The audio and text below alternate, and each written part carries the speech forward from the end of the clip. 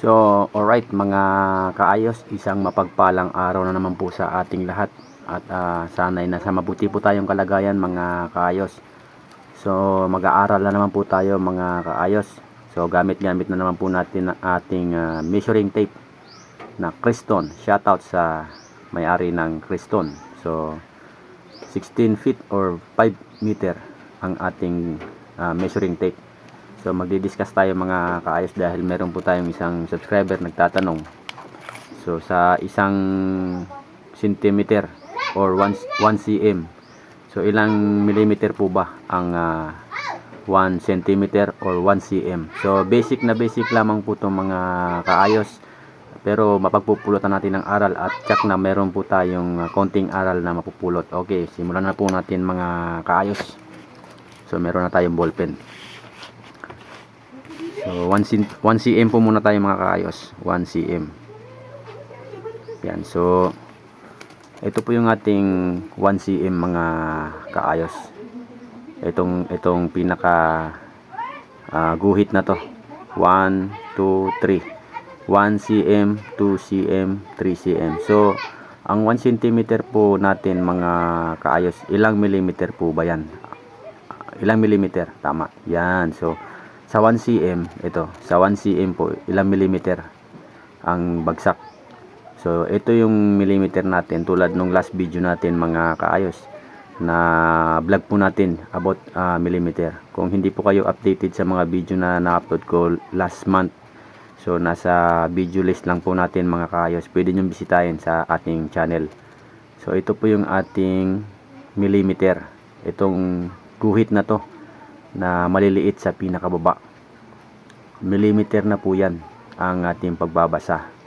Ito naman tong numero na to sa panggitna, ito naman po yung ating centimeter, at nasa itaas po naman din ang ating inch or inches. Yan. So ang topic natin today ay 1 cm. Ito, sa 1 cm po ba, ilang millimeter? So actually ang bilang po ng ating hanggang dito sa pinakadulo ay 10. 1, 2,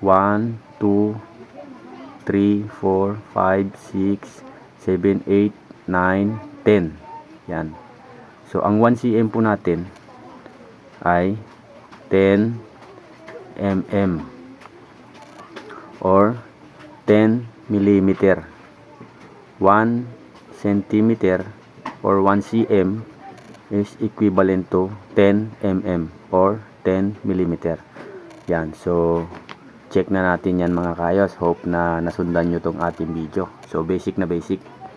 So at least kahit basic po is meron po tayong aral na napupulot. Okay, sa next na naman po tayo. Sa 1 inch na naman po mga kaayos yung ating topic. So ilang centimeter po ba or cm ang 1 inch? Okay. Yan. So 1 inch. Yan, sorry. 1 inch. So pasensya na sa ating